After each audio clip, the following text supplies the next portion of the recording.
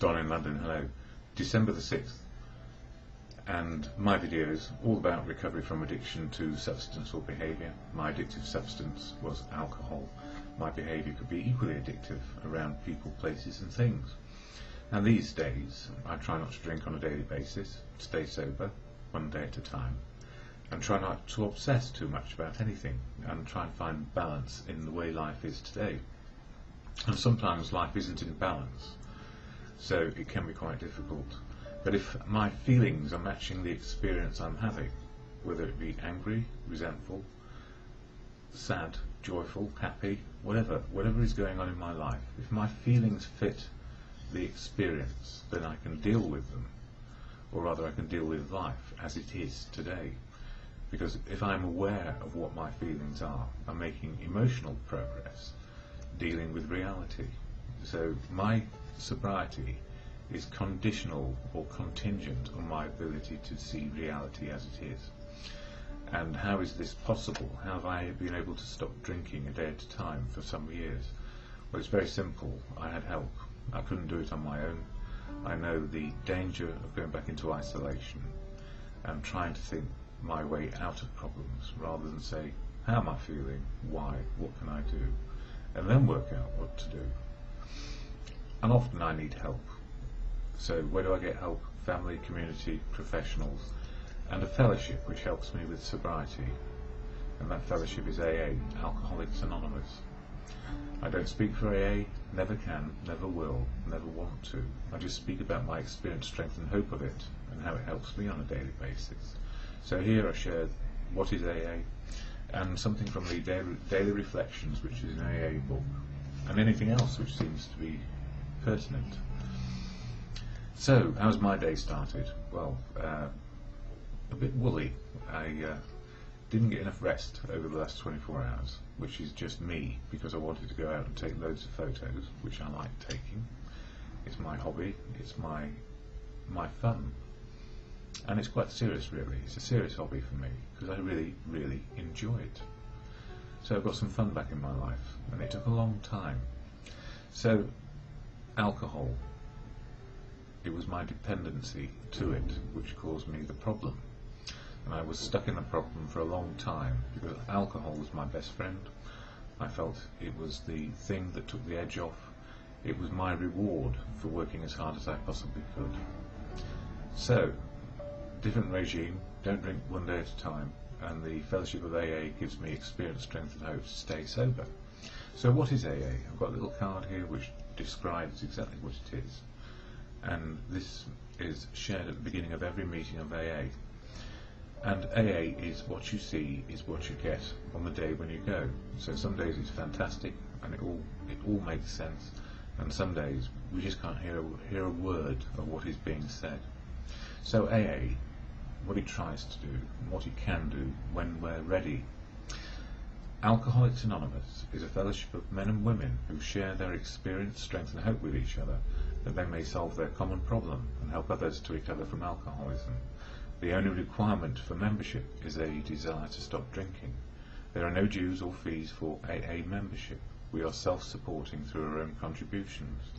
AA is not allied with any sect, denomination, politics, organisation or institution, does not wish to engage in any controversy, neither endorses nor opposes any causes. Our primary purpose is to stay sober and help other alcoholics to achieve sobriety. And it's interesting because two people, or one person can go to an AA meeting and think it's wonderful, and another person can go to the same meeting of AA and find it absolutely horrific, because they cannot connect, or it raises up issues of anger and resentment and loss, and all sorts of things go on. So when we're listening in a meeting, we're looking for the similarities, but often when we're new or we're troubled in some ways, all we can find is the differences. And when we find the differences, we start to judge what we hear, and we judge other people, and we can judge them really harshly. And then we realise that the anger and disturbance is in us. There is something going on in us which is causing the disturbance. So this can happen quite often.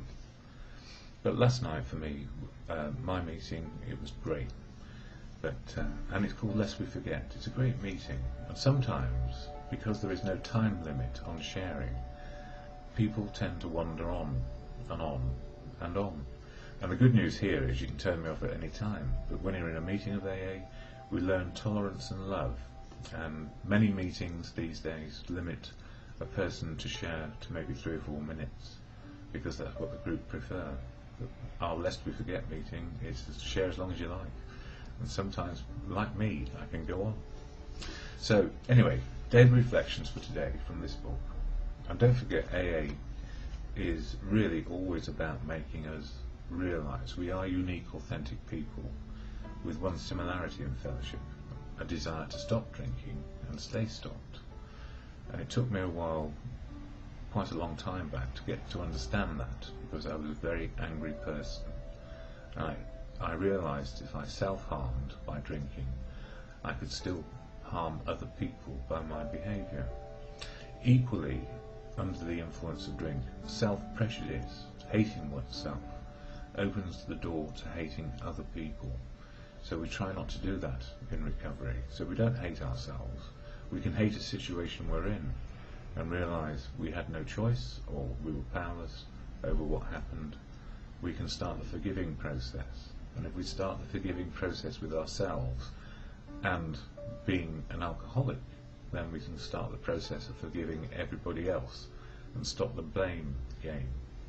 Anyway, for December the 6th, in the Daily Reflections, it says this: when the chips are down. When we develop still more, we discover the best possible source of emotional stability to be God himself. And we all come to an understanding about whether we're an agnostic, an atheist, or a believer. And I've come to the conclusion, just for now, because it will change every day, that God is truth, the absolute truth, and not my opinion. God is love, God is wisdom, and the wisdom shared by others. So I get my nourishment from other people. We found that dependence upon his perfect justice, forgiveness and love was healthy, and that it would work where nothing else would. Forgiveness, forgiving everything, always. If we really depended upon God, we couldn't very well play God to our fellows, nor would we feel the urge to wholly rely on human protection and care, as you see fit and understand. It has been my experience that when all human resources appear to have failed, there is always one who will never desert me. Moreover, he is always there to share my joy, to steer me down the right path, and to confide in when no one else will do. While my well-being and happiness can be added to, or diminished by human efforts, only God can provide the loving nourishment upon which I depend for my daily spiritual health.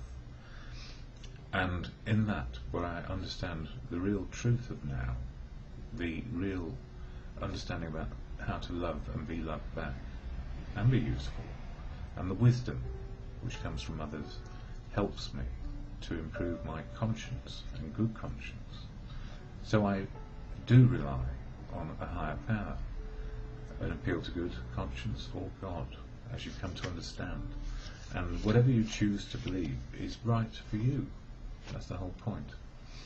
But there is a serenity prayer, or no buts, there is a serenity prayer which is helpful in any moment, whether we're happy or sad, because joyful can be as dangerous as sadness when it comes to drink. And that is the serenity prayer. So to God, O good conscience, of your understanding, grant me the serenity to accept the things I cannot change, courage to change the things I can, and the wisdom to know the difference. For me is just for today.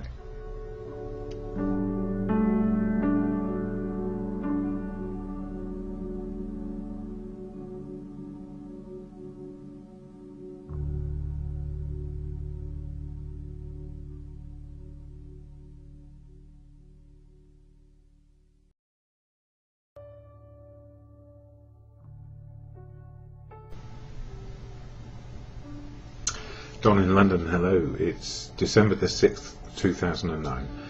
My videos are about recovery from addiction to either alcohol or substances or behaviour, or all of them, as I have found in life. My addictive substance, primary one, alcohol. Anything else, well, I never got round to it. Probably fear stopped me. Some grain inside me stopped me from going too far, because I would have perished because of it. Very much addicted to alcohol, very much addicted to behaviour, work, relationships, collecting, wanting the next right thing, and wanting to be right in some way or other, and trying to be perfect, and realising many years later that perfect is a place where I will not live.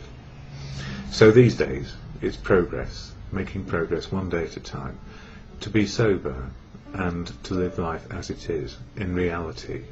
So no longer taking the edge off, as I used to, no longer dependent on a daily basis, to take a drink. And what a nightmare it used to be, because it involved putting on a brave face, fear, hiding, guilt, shame, all sorts of manner of horrible things, when I couldn't stop. And then I had a moment of clarity. But before the moment of clarity, I was kept alive by family, community, professionals. And believe you me, it's not much fun in intensive care. And it's not much fun when you're putting on an act of being brave about your condition and pretending it was a mistake and it was accidental, and your liver is making complaints and your skin's going yellow. So all those things happened to me, and I'm sure there are not yets, well, there are yets to happen. It hasn't happened yet. But if I keep to sober living and find a way to keep there, one day at a time, then I've got a chance. And it's not a daily reprieve for me, it's a daily encouragement to live the day as it is and make the best of what is. So what helps me today? Very much family, community, professionals, and a fellowship. And that fellowship is AA, Alcoholics Anonymous. And I don't speak for AA, never can, never will. It's full of unique, authentic people. But those unique, authentic people give me experience, strength and hope on a daily basis. And in a sort of roundabout way I share, because I'm sharing about what's working for me. And I'm reminded every day that I am powerless over alcohol if I take the first drink. And after that, life will become unmanageable again. And it's a very insidious process, because it doesn't feel like it's going to be the first drink which will do the damage. We think it's going to be the fourth or the fifth or whatever number after that. But in reality, I know my first drink in my life did the damage, because it took the edge off. It gave me conviviality, freedom from fear, and made me able to do things which I thought I couldn't do. I just hadn't learned how to do them. So alcohol stopped me developing my emotional base, if you like, and my emotions, so that they would work properly in real time, that is today. So these days I've got a fighting chance, or rather a living chance, that my feelings will be as they need be to deal with what is happening in front of me, and not trying to be something I'm not. So AA, I share the AA statement of intent and some of the literature, and hopefully it helps me settle down into this one day. So the statement of intent about AA is this: Alcoholics Anonymous is a fellowship of men and women who share their experience, strength and hope with each other, that they may solve their common problem and help others to recover from alcoholism. The only requirement for membership is a desire to stop drinking.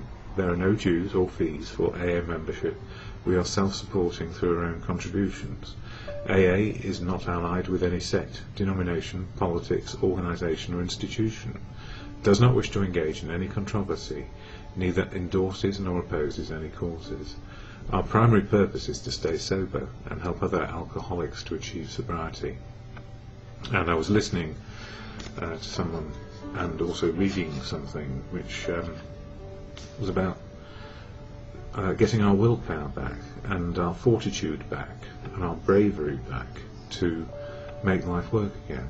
And what I've learned in recovery, it is more to do with not trying to get my self-will back or trying to control or manipulate life to suit me. It's approaching life as it is rather than trying to limit myself to what I can control. So whether it's to do with people, places or things, powerless is good. It means that I am open to what is going on around me, and I'm not narrowing it down to my prejudice or my choices, which might not be good. So these days, powerless for me is absolutely incredibly important, and not to try and use my self-will to get my way. It limits me to what I know now. So if I open up the doors to the possibilities of listening to other people, and the choices, I might not know what the choices are if I keep on trying to force my will. So I'm very lucky. I got that message very early on. But you know what, the trouble is, we still go back and say, well, I want this, and I want that, and I want to be this, and I want some more money, and I want to be in a relationship, and I want more love. And actually, if we just let life happen, we don't need the money so much. All we need to do is keep sober, have enough to eat, have a roof over our heads, and people that we can love. And love comes in if we stop looking for it, or trying to make it happen. Weird, isn't it? So the gift today is to be myself, right-sized, no bigger, no smaller than anybody else. Anyway, daily reflections today. December is all about the 12th step, which is sharing a message of experience, strength and hope, and staying sober, and making sure I do the other 11 steps in the 12-step program. It says this: a new state of consciousness for, no, get it right, December 6th, when the chips are down.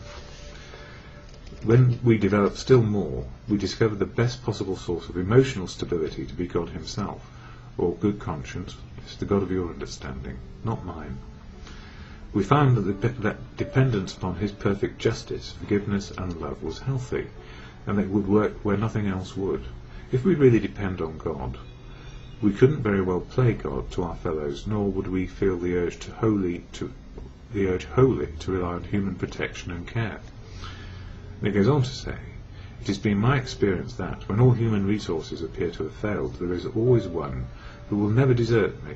Moreover, he is always there to share my joy, to steer me down the right path, and to confide in when no one else will do. While my well-being and happiness can be added to or diminished by human efforts, only God can provide the loving nourishment upon which I depend for my daily spiritual health. And, when I pray to God, my God is to truth. God is truth. God works through people, and God is love. Those are nice simple ways of looking at it, and if I might try and make it more complicated, I'm putting conditions on it. So for me, the concept of God, or a higher power, and good conscience. When I wake up in the morning, I hear that inner voice which says, what's going on? Is it a good day? Is it a bad day? Is it sunny? Is it raining? What happened last night? Do I feel good or bad? What am I doing? Am I judging the world, or am I actually saying, I'm going out of the world to make some choices based on what's happening? And that's the gift. The gift is that we always have that inner voice in our head, and if we ask it, in good conscience, what is next? What is the next right thing to do? We have a better understanding of how life can turn out. Not that we know, and that's the great gift. It's not knowing what's next, it's living what is next. So, daily reflections, although it may sound very religious, actually it's common sense. Truth will set us free, love other people and they can love us back, and keep an open mind, and be open to what is happening around us. So the whole program of AA, open, honest and willing, doing a bit of service, strengthening unity and keeping in recovery, it all works. So when I say the serenity prayer to God or good conscience, the God of your understanding is most important, or your good conscience. God, grant me the serenity to accept the things I cannot change, courage to change the things I can, and the wisdom to know the difference, for me, is just for today.